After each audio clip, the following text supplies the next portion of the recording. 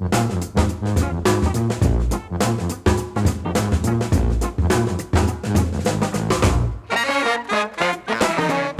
to What's Working. I'm Kim Marston. Thank you, as always, for being a part of the show. Always look forward to your thoughts and your feedback as we continue to delve into these topics of workplace, workforce, and marketplace trends. Always trying to find guests that can teach me something about what's going on out there. And as I record this, we're back from the first time I've ever done this, which is a 1-month hiatus in recording new content. I've had this show now for about 7 years and have prided myself in how few replays I've done, kind of trying to exhibit a work ethic of a guy that's trying to constantly create new content. And it was in talking with another radio guy not long ago that he said, you've been doing this 7 years without much of a break. Why don't you give yourself a sabbatical, some time off? And I tell you, man, there's something to be said for that. 7 years and then taking a 4-week stretch of not having to find and organize and prepare new content has been a luxury. And it's reinvigorated me to jump back into the show. Over these past 4 weeks, I hope you've enjoyed some of the replays. I went through and handpicked the ones that I felt would stand the test of time, that we could replay and would not sound or seem dated to you. I hope you've enjoyed them. And as we look forward, new content, new shows, a lot of new renewed energy. And hopefully, I think we got some percolating out there, some exciting new advertisers who are seeing opportunities with the show. So there's this social media meme that if you're a fan of the medium of social media, you've likely seen.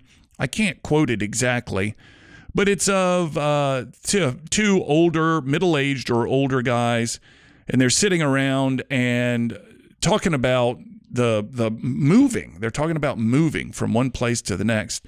And one of them says to the other, it's about time you hired a mover. It's no longer fun to move your friends with the promise of splitting a couple of Bud Lights at the end of carrying sofas and couches and beds and everything up flights of stairs. We're too old to do this anymore. Of course, it's said much more strategically and pithy, which is what social media does so well.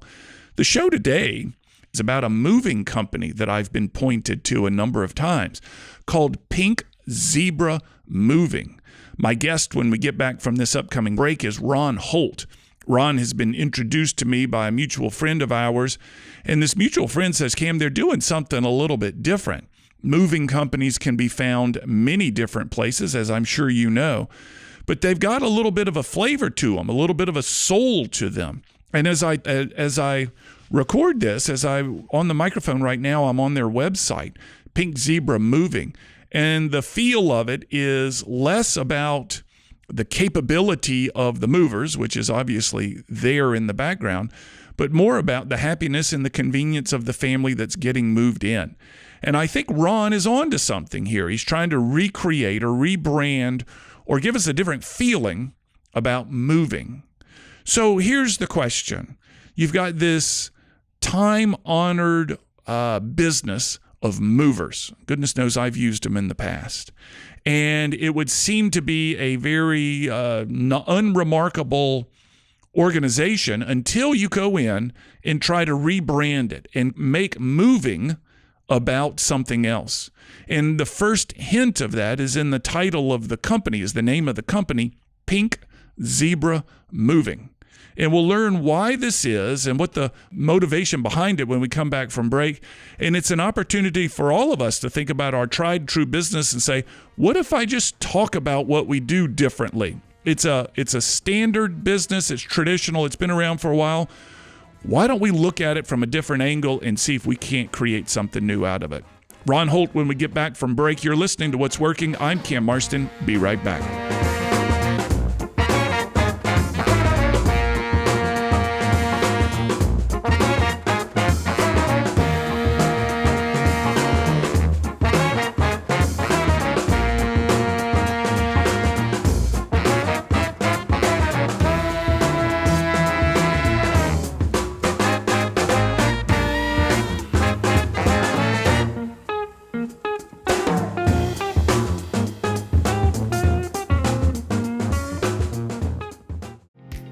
This is Seth Cherniak, Vice President of Branch Development for the Jeffrey Matthews Financial Group.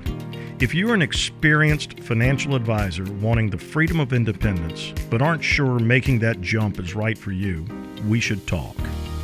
Jeffrey Matthews has developed a successful program for advisors who don't want to be 1099 contractors and don't want to pay for their own overhead. We're looking for advisors who want the freedom to run their business the way they see fit, with the support that comes with a W-2 firm. If you're interested in joining one of our branches, or if you want to open your own branch as a full-time employee, let's chat.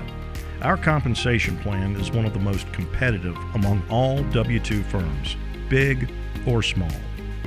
Reach out to us today at jeffreymatthews.com, connect with me, Seth Cherniak, on LinkedIn, or click the link in the podcast. Jeffrey Matthews Financial Group, member FINRA, SIPC.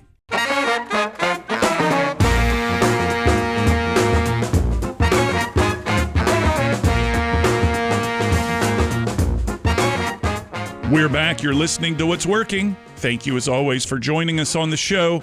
On the other line, on the other side of a Zoom call, rather, I have Ron Holt. He's the founder of Pink Zebra Moving. And as I said in the opening comments, it's a industry ripe for disruption. Ron seems to have a background in doing such things. In this conversation, based on some stuff that I've quickly gathered from his website, we're going to talk about a mascot. We're going to talk about ice cream. We're going to talk about zebra-striped toilet paper, all which has something to do with the moving industry. Ron, thank you so much for your time, and welcome to What's Working. Bam, I'm so honored to be here. Thanks for inviting me. I can't wait to tell you how we make moving fun. I think that's a good place to begin because, as I said in the opening comments before you were on the line, most people, at least my age, aren't interested in helping their friends move anywhere anymore for the promise of a six-pack of Bud Light at the end. It's just beyond where I am in my life. My back takes too long to heal after lifting someone else's couches, much less my own. Tell me, Ron, a little bit about your background, because you've got this entrepreneurial streak that I've heard about, and then we'll get into what you're doing with Pink Zebra Moving. Absolutely. So my story dates back, gosh, I can't believe I'm saying this, more than 2 decades.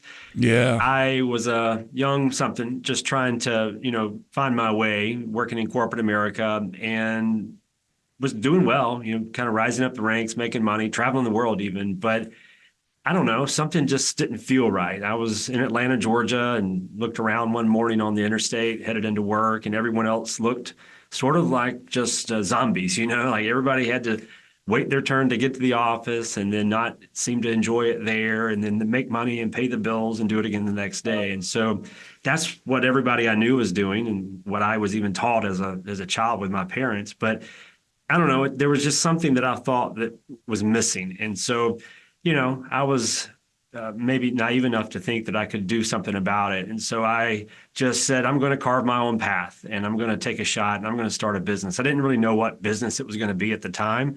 I just felt like owning a business was the best way to sort of get rid of that feeling I had in my gut that morning on the interstate, and so I didn't want to find myself 20, 30 years later feeling the same exact way. It just didn't feel like the life that I wanted to live.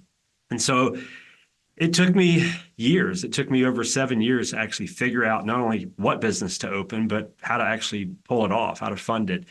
And so I put my head down and I did all the things that I didn't want to do, like work, for somebody else, and, did enjoy a lot of promotions along the way, which helped, figure out some of the financing parts of our business. But ultimately, what I landed on was a cleaning company, and not because that was the world I knew. I was a scientist. I worked inside a chemical laboratory, and by trade was a chemist. I was eventually the manager of that laboratory, but I had fallen in love with services. Even labs and cleaning probably don't sound the same, but they both provide a service to someone, and people pay for that service in return. Mm-hmm. And so I had learned some of the economics behind it and really fallen in love with the idea of recurring revenue, and was just trying to find something out there that was, ripe for disruption. I'm a fan of disruption, and I'll show you more of that as we talk. And landed on of all things, again, cleaning companies. And so I just didn't see a lot of folks out there thinking of the cleaning industry as an actual industry. People really enjoyed the trade, were maybe good at it, or maybe just couldn't find a job and said, well, I'll clean houses. And that's the type of people that were serving the marketplace at the time, 20 plus years ago.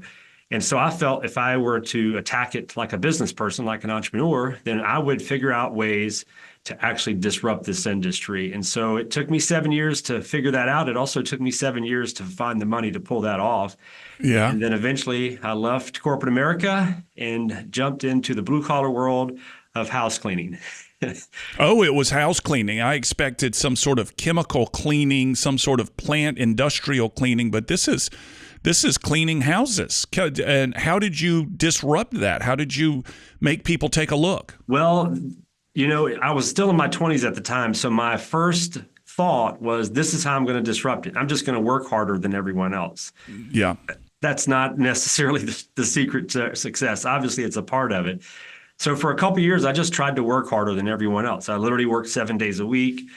Every single day I would work, though, I would lose money. And so I just couldn't figure it out. And I was sort of hitting a wall, getting close to running out of the money I'd saved to finance the business. And also some of the adrenaline I needed to make it happen was sort of dwindling as well.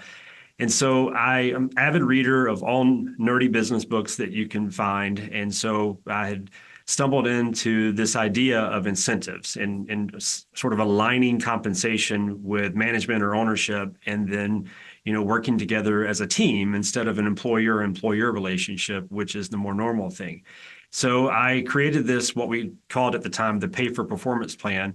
And it was a very simple plan. It wasn't rocket science. We just asked our customers to rate us on a scale of 1 to 10, 10 being great, 1 not being great. And that number by itself would determine the actual compensation level for the cleaners responsible for the job. And so it became sort of a twofold solution to some problems. One, it was a motivational tool. It aligned the interest of ownership with our employees. So employees cared about it and worked harder because of it. And secondly, this was sort of an unforeseen advantage, but it became a tremendous, unique marketing tool. Every time someone would call for a quote, we would tell them about this plan, and it was gold. People loved it. No one had ever heard of it before.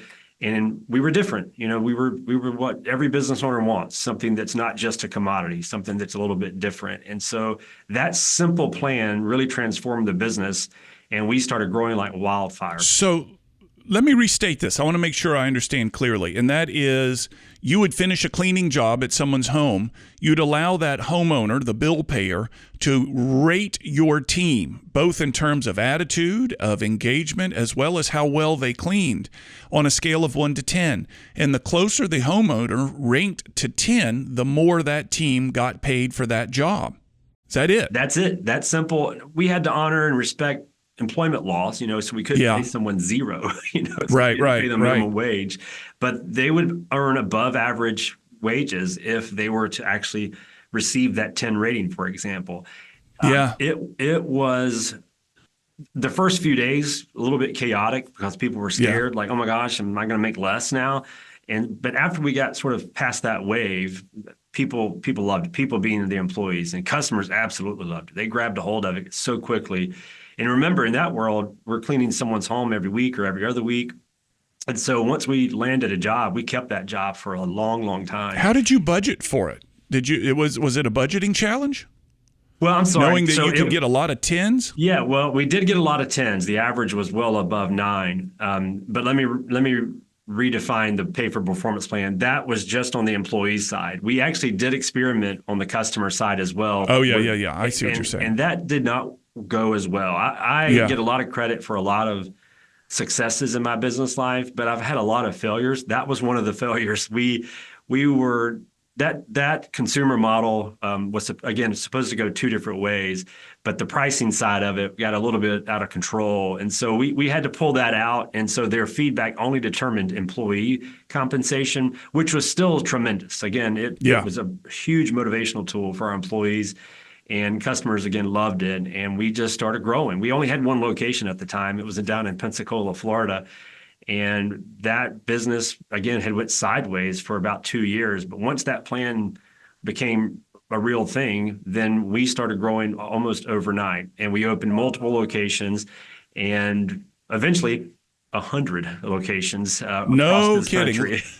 Let's pick that story up when we get back, how you go from an idea to 100. And my suspicion is this idea of rating your experience is something that's carried over to Zebra Moving today. We'll get to that when we come back from break. I'm on the phone. I'm on a Zoom call. I keep saying that incorrectly with Ron Holt. He's the founder of Pink Zebra Moving, as well as a cleaning company we've just learned about. An entrepreneur to the bone. We'll hear about how he's taken what he's done to create Pink Zebra the way it is today. We'll be right back.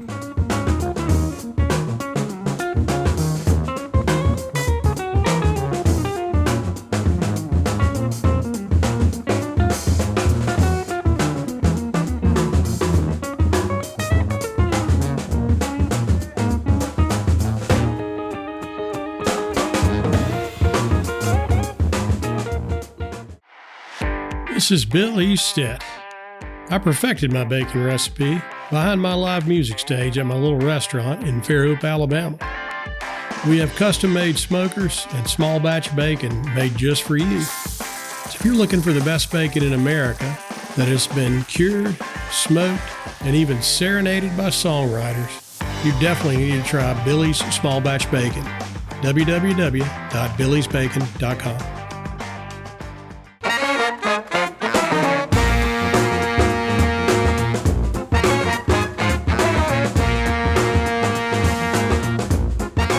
Ron Holt's on the other side of a Zoom call from me. He's the founder of Pink Zebra Moving. His previous business, I just learned during the break, is called Two Maids and a Mop. And it went from one outpost in, I think you said, Ron, Pensacola, Florida, to 100 units across the nation. So you've got this Midas touch after 7 years of struggle and then 7 years of trying to figure it out once you launched yourself.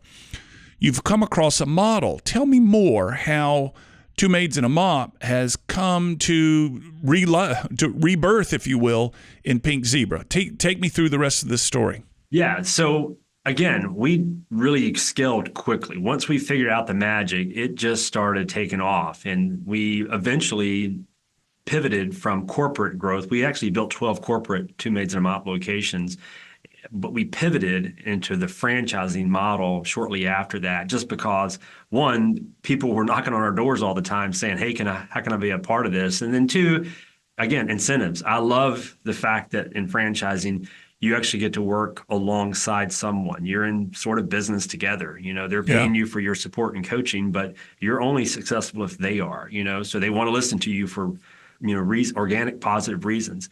So we pivoted to franchising and just took off. Like I said, we scaled across the country from California to Florida. It was an amazing dream come true. Like all the things you dream about when you first start a business, they all literally came true. Yeah. Well, unfortunately, weird things started brewing in my tummy again.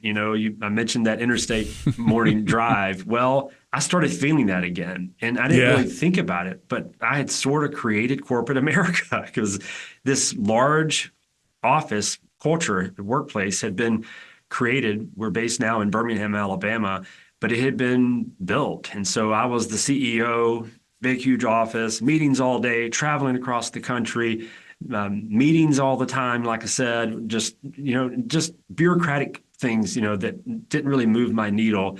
And I felt like I was back in that same laboratory setting. And so I didn't know what to do with that. I just knew I felt it. And I felt a little bit guilty, like, well, I shouldn't feel this way. Like I've hit the top of the mountain, I should be proud of what's been built here. And I was proud, but I just wasn't fulfilled. And so about that time, thankfully, in a weird way, my mother-in-law right here in Birmingham hired a moving company. And it was a mess. I mean, complete train wreck. Everything that could go wrong did go wrong. The price was 3 times what she thought it was going to be.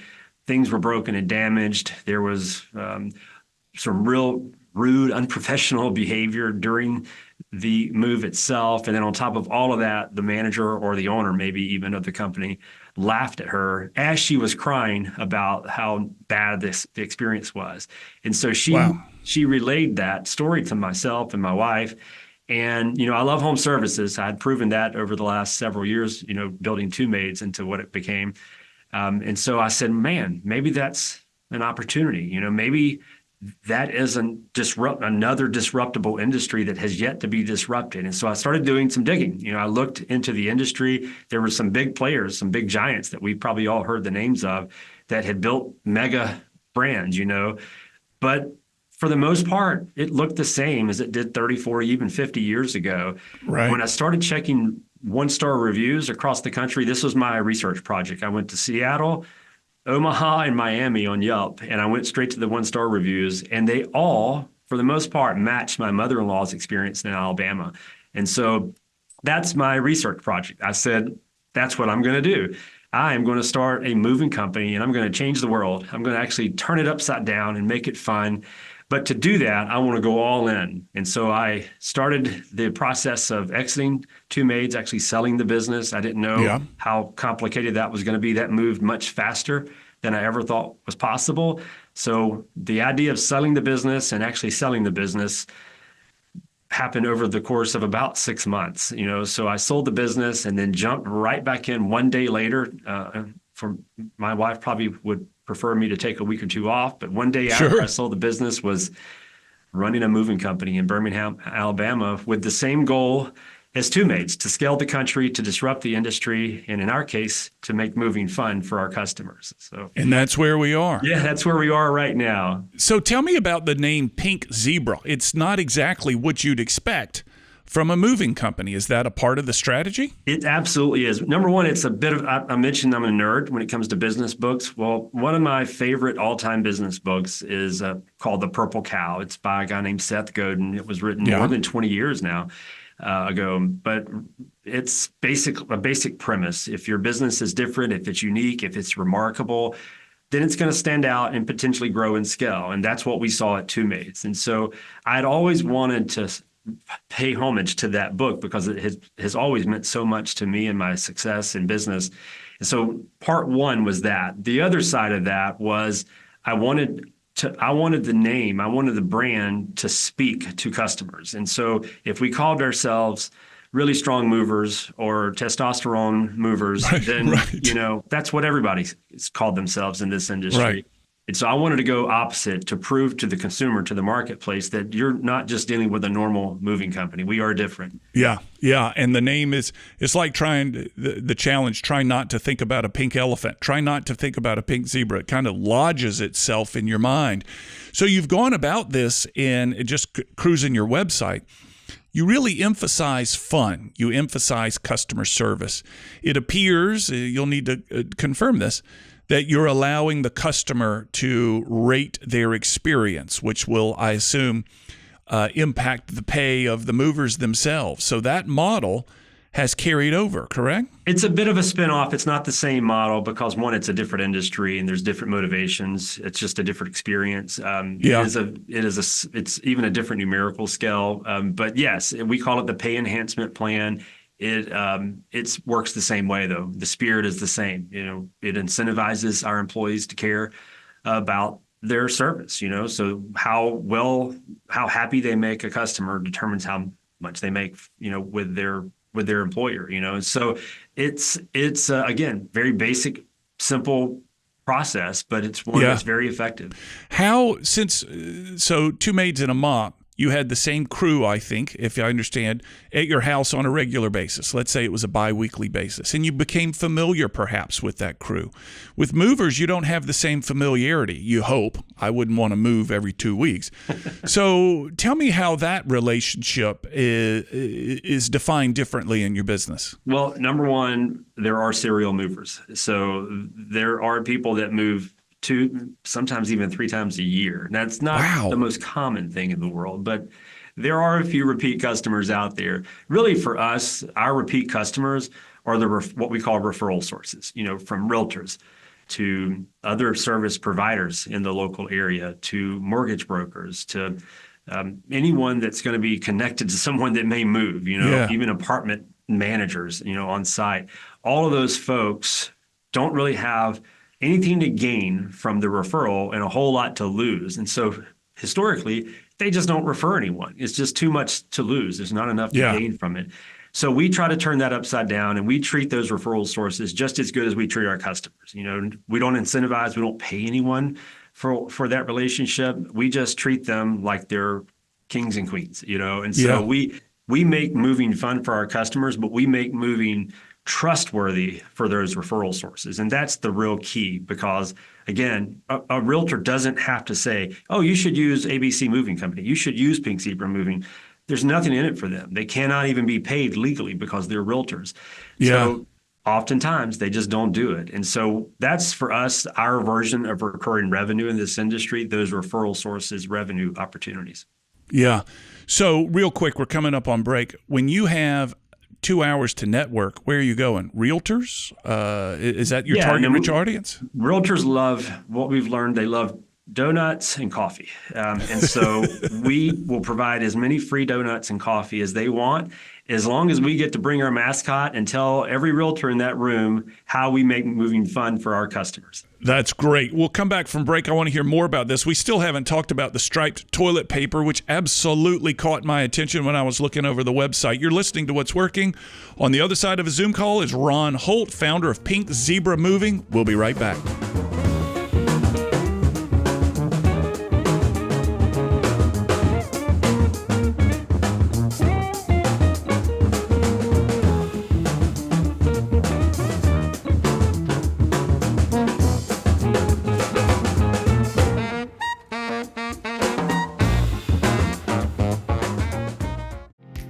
This is Seth Cherniak, Vice President of Branch Development for the Jeffrey Matthews Financial Group. If you're an experienced financial advisor wanting the freedom of independence, but aren't sure making that jump is right for you, we should talk. Jeffrey Matthews has developed a successful program for advisors who don't want to be 1099 contractors and don't want to pay for their own overhead. We're looking for advisors who want the freedom to run their business the way they see fit, with the support that comes with a W-2 firm. If you're interested in joining one of our branches, or if you want to open your own branch as a full-time employee, let's chat. Our compensation plan is one of the most competitive among all W-2 firms, big or small.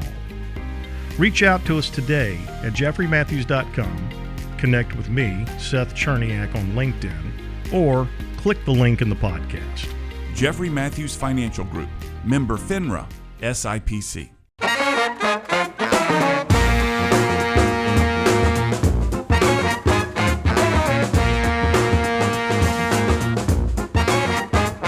Ron Holt's on the other side of a Zoom call. He was introduced to me by a mutual friend who heard his story and said, Cam, you got to get this guy on the show.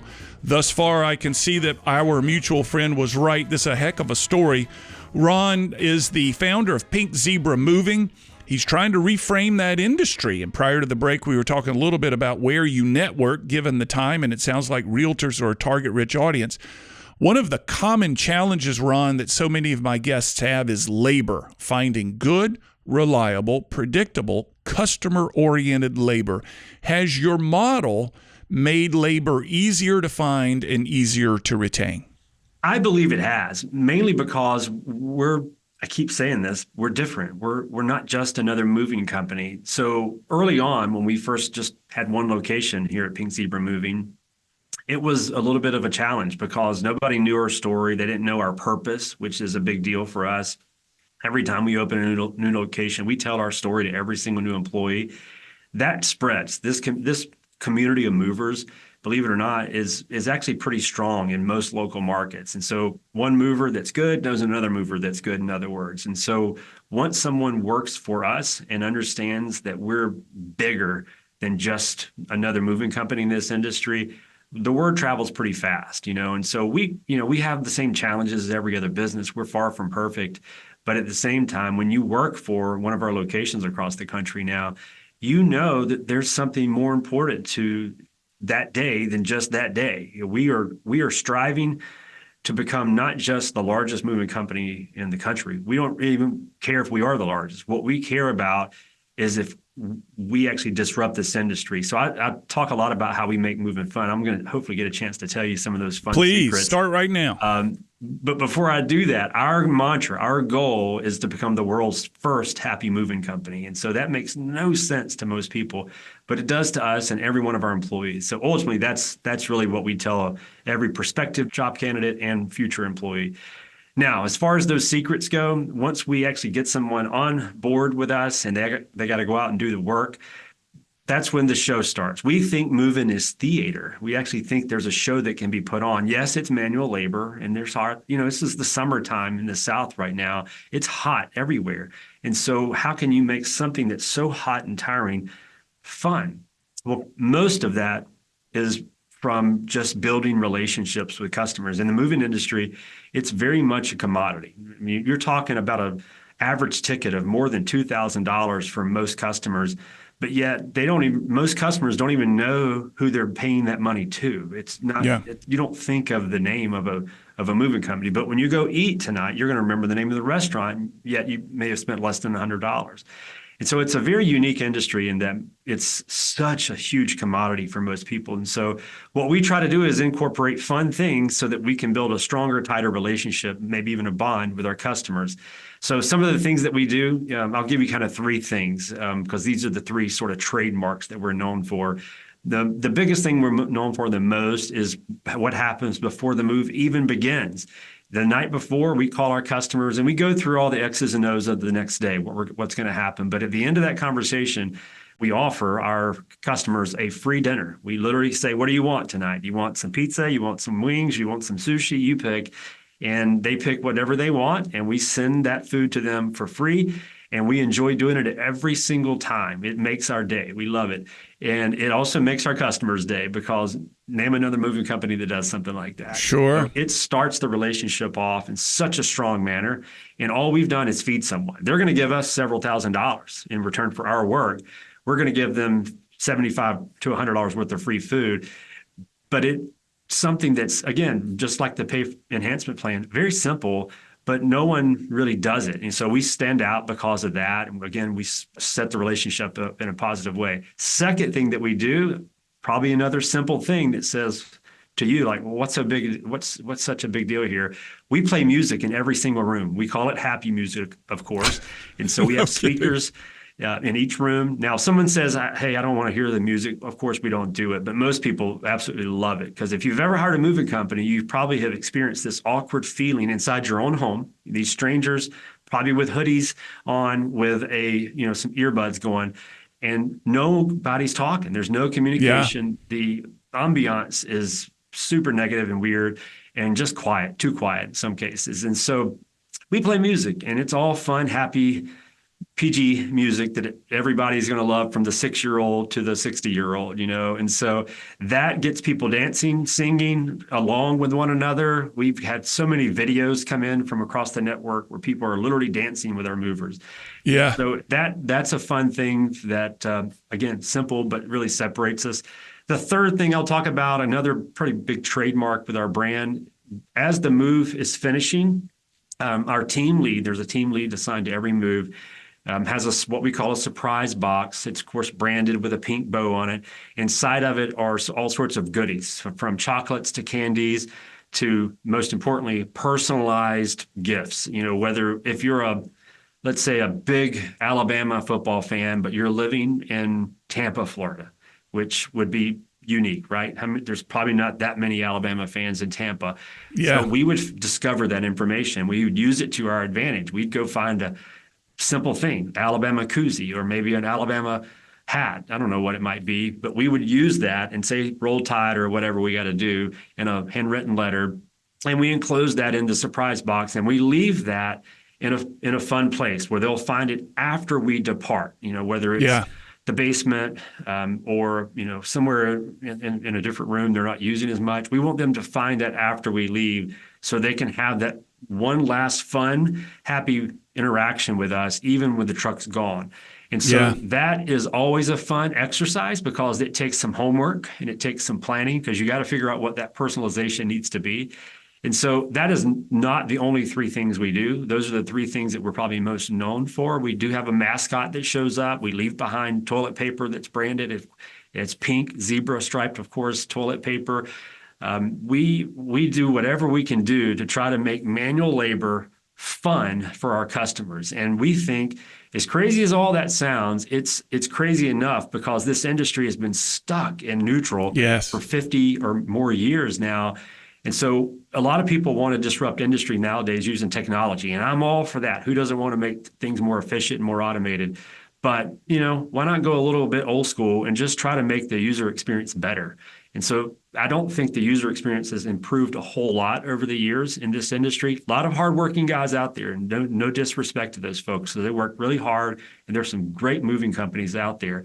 But what we're trying to do is strengthen the relationship, not create a commodity type transaction, and literally make moving fun. And so our employees love it. Our customers love it, and now our franchisees across the country are loving it too. I was on your website. You offer a lot of content for franchisees, very forthcoming on that. And as we're running out of time here, tell me a little bit about the franchisee opportunity, and then perhaps most importantly for those listening as well as for yourself, how do they find out more about you? Yeah, so on our franchise website is very easy to find. It's pinkzebramovingfranchise.com. So pinkzebramovingfranchise.com. You can learn what the investment opportunity looks like in terms of just the qualifications, what the upper and lower investment limit might be for your business. The markets determine ultimately what the total investment is and what personality type we're looking for. You've got to really be passionate about what we're doing. You've got to want to make moving fun in order to join our brand and our organization. And so right now we're serving 16 markets across the country. We've got another handful set to open between now and the end of 2024. We have big growth, we think, in front of us, and it's an exciting time to be in the moving industry. So the company is Pink Zebra Moving. You've got a franchise website. If there's somebody out there that's interested in using your moving services, what is that website? Yeah, so for all the consumers that want to live this experience, to really want to see moving become theater, just go to pinkzebramoving.com. We'll do everything from teach you about what we do to make moving fun, but also provide you with pricing and booking information as well. It's awesome. I love it. A really creative way to look at a stagnant industry, and you've done it twice now. I'm curious, if we were to get you back on the show in 5 years, what the next challenge may be, though you might find your wife poking your eye out to say, we're not doing this anymore. 100%. Ron, thank you very much. We'll be back after this break, folks. That's Ron Holt with Pink Zebra Moving. You're listening to What's Working.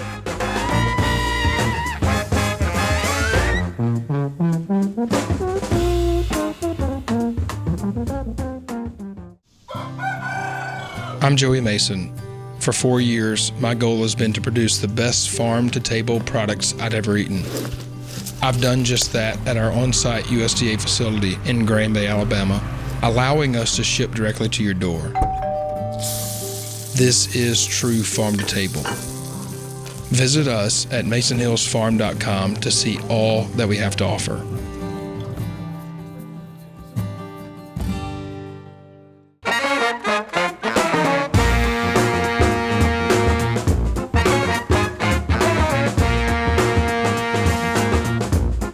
That was fun.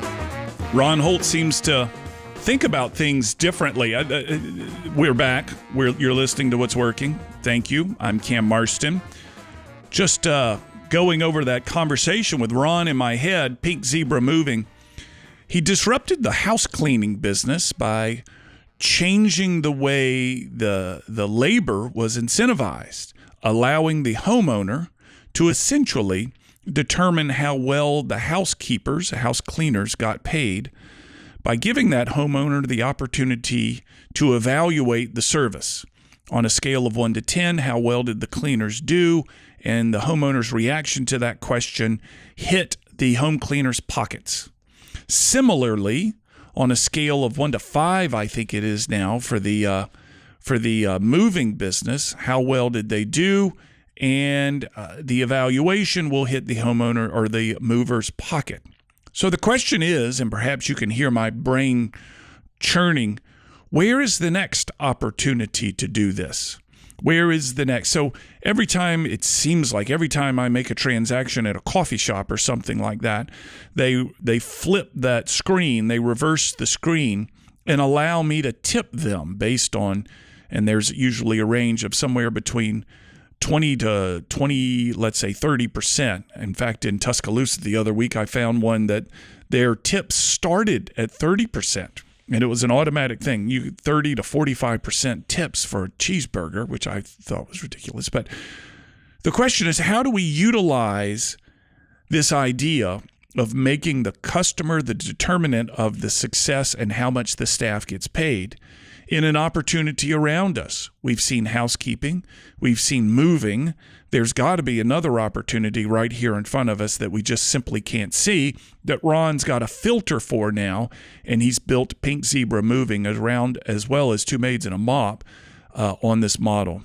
It's one of these things that in the business world, you know that the answer's right here in front of you somewhere.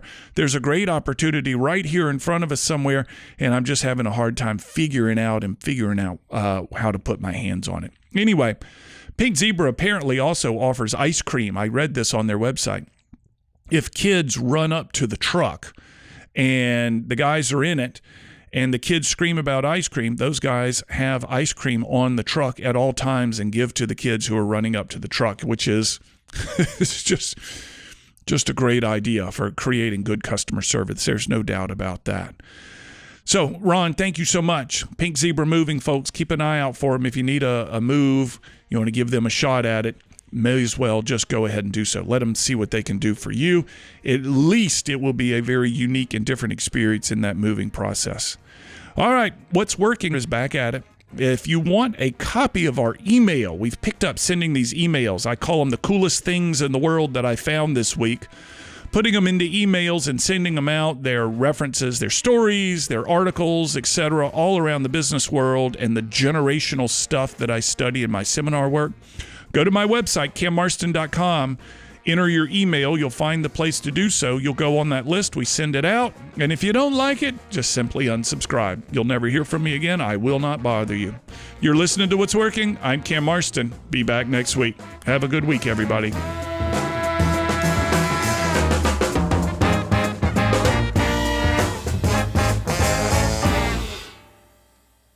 As you likely know, this show originates as a radio show broadcast across the state of Alabama, and it continues to grow in both radio listeners and market. After it's formatted for radio, we then turn it into this podcast. Please share it with those you think would find it interesting, and subscribe to the podcast on my YouTube page where you can leave messages and your thoughts and your comments, and I'll certainly get back in touch. Finally, if you're a fan of the show, please offer a review on Apple Podcasts or Spotify. You can find my book called What Works on Amazon.com. In it, I highlight the top 10 ideas from the first 200 episodes of the show. Mind you, they're not the top 10 best episodes, they're the top 10 best ideas. Many times the same ideas are brought up again and again by different guests, and we dig into those ideas in such a way that they'll be easily applicable for your business. Simply go to Amazon and enter my name, and you'll find What Works as well as my other books.